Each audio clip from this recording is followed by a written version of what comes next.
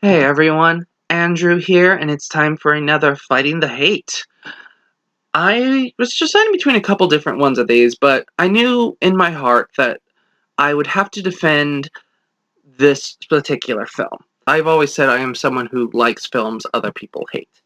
And when I think of that phrase and think of those films, this is one of the first ones that pops in my brain every single time because it's a film that has a very nasty reputation. Not only is this film a sequel, but it's a sequel without any of the main characters returning. That alone has gotten it a lot of hate, but then I've also heard a lot of other things about it. But the problem is that no one has ever been able to 100% tell me what they really truly hate about this film, or why this film is considered to be god-awful. And, you know me, I'm a defender of the hated. I'm trying to be a defender of the hated anyway. I wanted to give this film a bit of praise because this is one of the few films where I can say that I prefer the sequel to the original. And the film I'll be talking about today is Grease 2.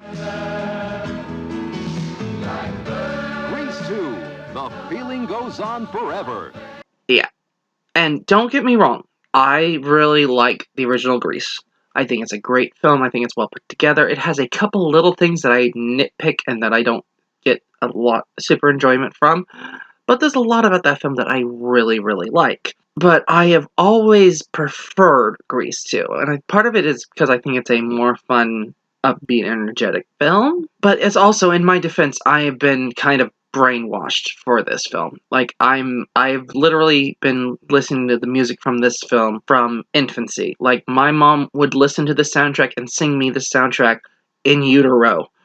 I've heard all of these songs my entire life. That said, I also try to take other people's opinions and take what other people say into account. I've listened to what people said about Grease 2, and I can't necessarily say I agree with a lot of it. So Grease 2, we follow a young man named Michael. He's British. He is the cousin of Sandy from the first film. He's going to Rydale High, the same high school from the first film, 2 years down the line from the original film. He meets Frenchie. When your cousin Sandy told me you were coming to school in America, I said, Sandy, any cousin of yours is a cousin of mine. Who introduces him to the school, and she's there to do makeup classes, which that was 2 years ago. You graduated 2 years ago. Why are you still in high? Never mind. Here's the thing. The inclusion of anyone from the original film is not necessary. That happens a couple times, but it doesn't really tie in or really add anything to the story. You can cut them out and the film would be fine. But yeah, so Michael ends up meeting this incredibly gorgeous girl who is one of the pink ladies whose name is Stephanie. And Stephanie has no interest in a nerdy guy like him and has just gotten out of a long-term relationship with the leader of the T-Birds, Johnny Nagarelli. She's trying to she's trying to cut herself off from that group and the pink ladies altogether and be her own thing. So she and Michael start talking, and Michael's like, oh, hey, so what is it about that you are looking in for a guy? She's like, well, not you. And she's like, yeah, I know, but what would be the things you would want from, a dream guy? And so she cuts into her song, which is Cool Rider, which is easily the best song of the entire film, which there's a lot of good songs in this film that I would argue. This song is by far the best. It's really good. Highly recommend at least listening to this song on its own. Michael realizes that, she doesn't really stand a chance as he is of getting her, so he decides that he's going to do everything in his power to become the kind of person she would want to be with. So he starts doing this thing where he starts helping out the T-Birds and the jocks get good grades by writing homework for them and them paying them for the homework. And he ends up making enough to get a bike, and he starts learning how to write it and how to do it. Meanwhile, the T-Birds and the pink ladies are hanging out at the bowling alley, which they seem to do a couple times, which is kind of cool. And they get attacked by this group called the Psycho Lords. And the Psycho Lords are the same gang group from another school that was in the original Grease, and has the same gang leader, which is kind of interesting. Also, one of the big differences between Grease 1 and Grease 2 is Grease 1 is all about the cars, Grease 2 is all about motorcycles, threatening the T-Birds who can't get to their rides or do anything to defend themselves, and this mysterious biker in a helmet and big goggles shows up and saves everyone, and this is Michael in disguise, and they sing, the T-Birds and the Pink Lady sing a song called Who's That Guy, which is really good. And Stephanie sees him and is immediately smitten and interested with him. So Michael, as the cool writer, takes Stephanie out on a drive. They start getting closer together, but he never tells her who he is. He and Stephanie run into each other a little bit later. He offers to help Stephanie get good grades, to tutor her to help better, and they end up talking about cool writer, bicycle guy, and how she feels about him during this scene. And we find out that Johnny, the leader of the T-Birds, her ex, is extremely jealous of the cool writer and does not like the fact that Stephanie is interested in him in any way, shape, or form and wants to basically beat him to death. Michael, as the cool writer, picks up Stephanie and they end up going to the talent show, which has a $1,000 reward and makes you the king of the luau after party. Johnny and the T-Birds see Michael as the cool writer. Michael drops Stephanie off and takes off as the T-Birds chase after him. They end up in this quarry, and Michael drives off this cliff and disappears. And nobody knows if he made it alive or if he crashed and exploded. No one can find anything or see any proof that he is. But there's one of those no way he could have survived kind of situations. So the talent show's going on. The Pink Ladies are performing this song called The Girl for All Seasons. And during this, Stephanie just kind of steps forward in her own dreamlike world and starts singing this song about turn back the hands of time. Where it's like, I've lost you, you're gone, how am I supposed to make it on my own? And Michael's spirit shows up as the cool writer and it's like, remember that I love you, I won't be far away. Just close your eyes and baby, I'll be there. And she ends up winning the talent show by herself and becomes the queen of the luau. During the luau, the Cycle Lords show up again and start trashing the place, but then the cool writer appears and takes down the Cycle Lords and removes his helmet and his goggles to reveal that it was Michael. And Stephanie is shocked, but immediately accepts it and hugs him and kisses him. And Johnny's like really mad and like kind of this and he's like, you know what, that was cool, and hands him a T-Bird jacket and makes him an honorary T-Bird. And this movie ends with them all singing a song called We'll Be Together Forever. And the credits end in a yearbook-style credits as the original film did. And, yeah, one of the problems that I've heard about people complain about this film is that it's a lot like the original, which is a sequel. Duh. But also, it's a thing of, it's kind of is and it kind of isn't. Like, Grease 1 has this one thing that I would say it has an advantage is that both of the characters had to change to be together. Sandy could never be with Danny until she lowered her standards a little bit, and Danny could never be worthy of her until he stopped acting like a goof and started doing something more respectable. And this one, it doesn't have that. It just has Michael has to get up to Stephanie's level. Where Stephanie doesn't have to change at all. She is perfect. Which, honestly, it's one of Michelle Pfeiffer's earliest performances, and she is perfect in this. She's actually amazing and really good performance. Worth watching just for her performance alone, is my opinion. Honestly, I think the idea that Michael had to work up to her level and be someone, that she could see herself with, and to a certain extent, works very well in this and may work a little bit better. I've always had kind of a little problem with the ending of Grease, in that the way that Sandy proves herself being willing to be with Danny is by becoming a bit more slutty. I'm like, that's basically what her transformation at the end kind of represents. But, it's not a horrible destroys the film type of thing. It's just one of those things where you're like, oh okay, that's a little weird, but I can get over that. This one, it makes more sense of how, he proved himself worthy, and then she realized that she liked him, even if he was actually a nerd in disguise. But, I think there's a lot of stuff in this that worked really well on its own. The cast is really interesting. The way everyone performs. Everyone has something about them, something going on, something interesting. Little details that you just kind of pick up as you go along. Like, one of the things that I really noticed only after, a couple different watches and a couple different listenings is you get to the final song, We'll Be Together, and everyone is getting these super happy kind of moments, but then you get to Johnny and his girlfriend of the film, who was Dolores. He spent the whole movie basically trying to cover her up, trying to not let other people see how attractive she was. And it gets to the end, he's like, I like what you got. I guess it's okay if you want to show it. And she just looks at him and goes, I am what I am and I'm over you. Just want you to know it. Only on later pickups did I realize, oh, they're broken up. They're not going to be a couple as soon as this song ends. Like, they're dancing together and acting romantic, but no, they're not together anymore. And neither is one of the other couples where it's like, all he wants to do is have sex, and she doesn't. And he's like, will I ever score? And she's like, there's nothing wrong with just liking each other. It's like, oh, burn! You are never getting laid by her. Sorry. Like, little things like that you just pick up, and you're like, oh, that's actually really interesting. But, yeah, so there are some flaws, and there's things that people have pointed out that I agree and disagree with some of them. One of the big things that I've heard is that the music is terrible in this. I still specifically remember Glee bringing up Grease 2 and basing, like, the entire reason Grease 2 doesn't work is all the songs are terrible. To which I say, no, they're not. What the heck are you talking about? Some of these songs are absolutely amazing. You have Cool Rider by Michelle Pfeiffer, who nails it out of the park with this. This is such a great song. You have Who's That Guy with all the characters singing and just works really well and has this really nice, mysterious to it. You have this duet between Stephanie and Michael with The Love Will Turn Back the Hands of Time. You have Charades, which is just spun by Michael, which is a really interesting song. Like, the lyrics are kind of cool, and it's like, basically, I'm putting on these masks to hide who I am, but I want you to see the real me. The one negative with the song is, while the lyrics are good, they drown out the singer by overdoing the music. So it's all you hear is the music, and you can barely make out the singer. I still like the song overall. I think it's just that Michael couldn't sing very well.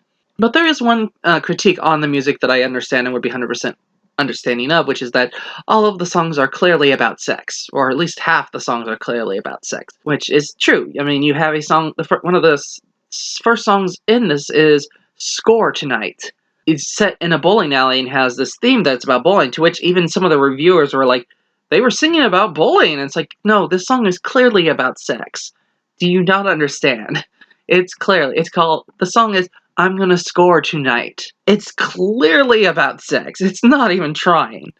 It's better to play with a group than with yourself.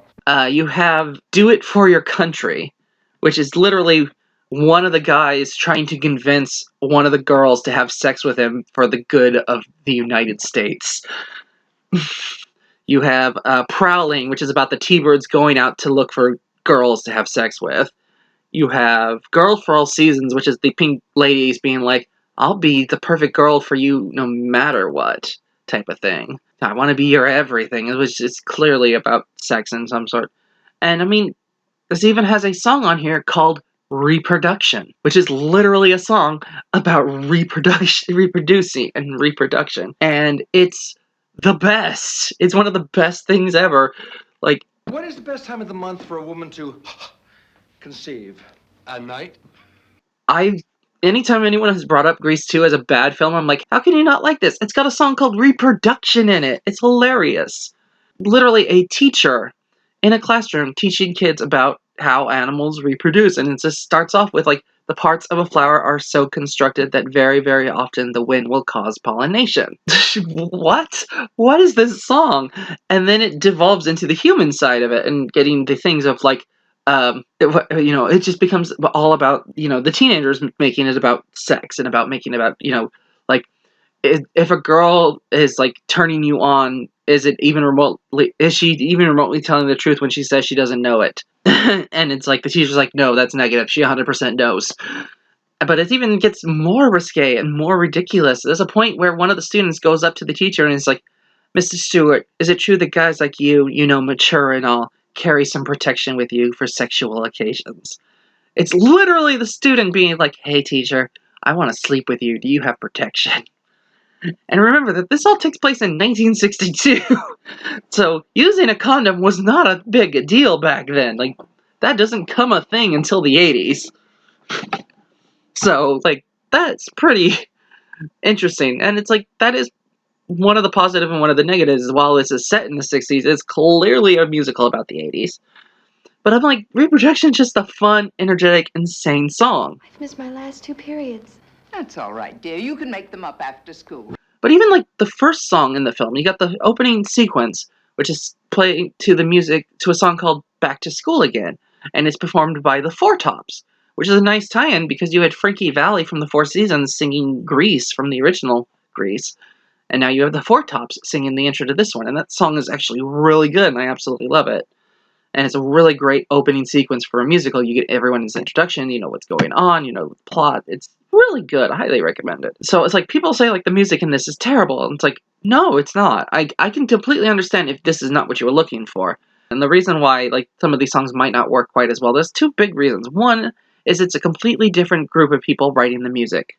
The original producers and the people that wrote all of the music and did all that stuff from the first one refused to come back for the sequel.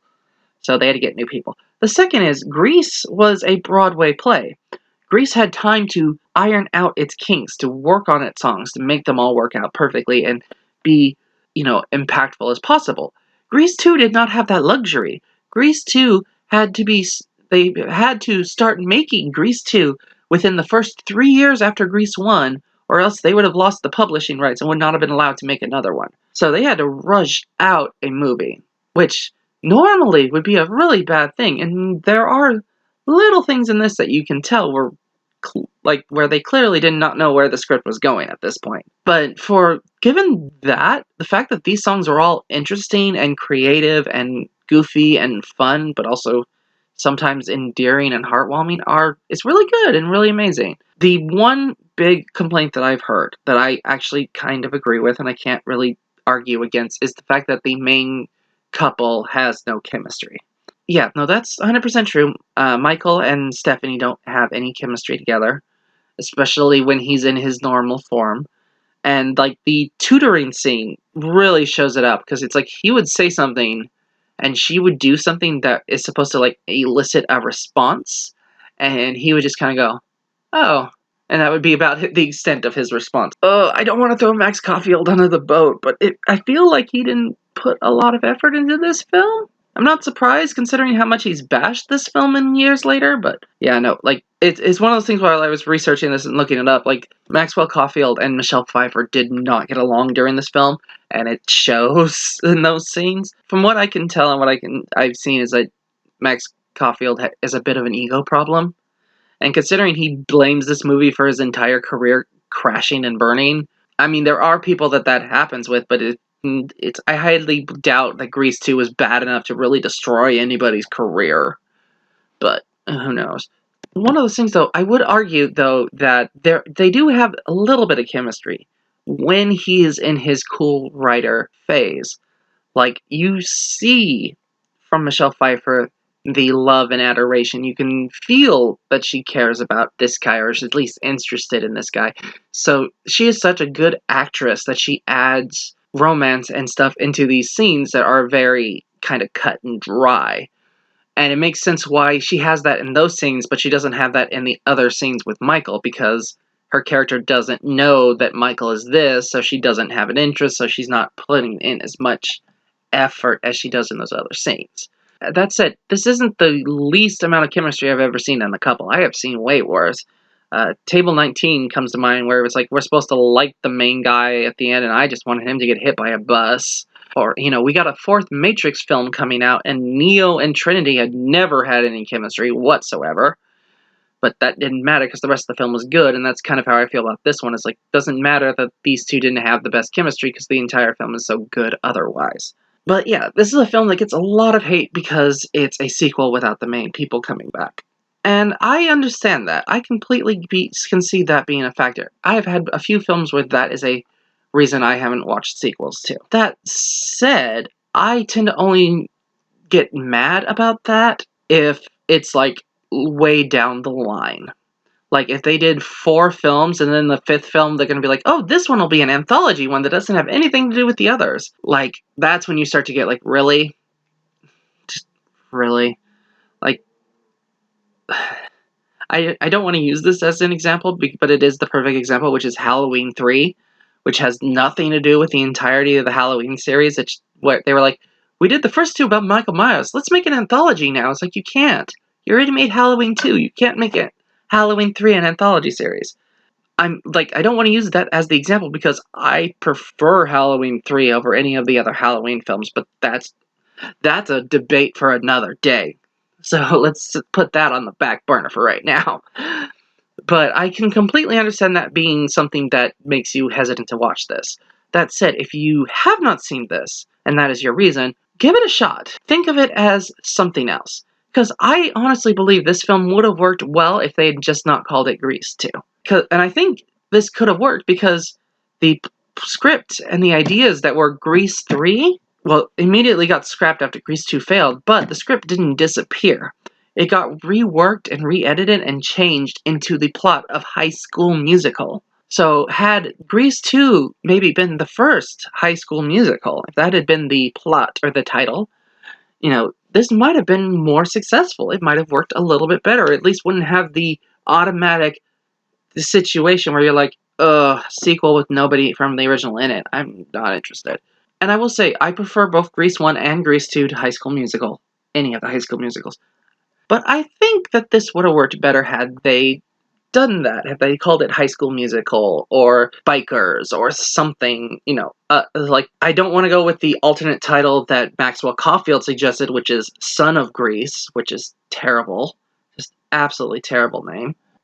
As I admitted, I am a bit biased towards this film. I grew up with this film. This film has always been a part of me. This, for me, is my second favorite musical of all time. Only thing that I think is better than this is Sound of Music. And I'm not trying to convince you all to make this your favorite musical of all time. Like, I'm not trying to do that. I know a lot of my reason for pushing up here is nostalgia, but it's also, like, how important this film is to me, because this film is part of me. It's a film that has always been a part of my life. It's a film that defines me. Such like Back to the Future, like Indiana Jones, like Star Wars, like Beauty and the Beast, or Aladdin, or Little Mermaid. It's a film that's a part of me. I truly love the film. It's like, prime example is that my number 3 film of musical of all time is Sweeney Todd. Specifically Sweeney Todd in Concert, which is a really good stage production of it. But I absolutely love Sweeney Todd. I have T-shirts. I've watched it. I've read it. I own replicas of the blades from the Tim Burton film. It, even with all that love and all that respect towards it, it does not beat Grease 2 for me, and that's impressive. Almost nothing that could at this point. I don't think there's a film that could come out that I will love as much as Grease 2.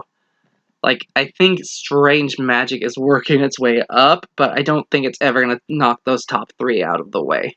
And I'm not trying to convince you to make this your favorite musical ever. I'm just trying to argue and trying to show that there is a lot of merits to this film. It has a great cast. It has really interesting, good music. It has good performances. It has interesting setups, interesting characters, interesting designs. The choreography in this is amazing. Watching them dance in the bowling alley scenes is actually really cool and really interesting. It's a lot of fun. It's a film that always puts a smile on my face, and all I have to do is think about any of the songs for like a minute, and I'm just laughing or smiling or enjoying myself. But that's me. But I also want to say, like, if you haven't seen this film in a while, if you haven't seen this film at all, I would give this a watch. I think it's a film that deserves a second look. If you could just push aside the fact that it is called Grease 2, I think you might find something in here worth liking. But, that's just my opinion. What do you all think? Do you like this film? Do you hate this film? Do you think this is one of the worst musicals of all time? Why do you think that?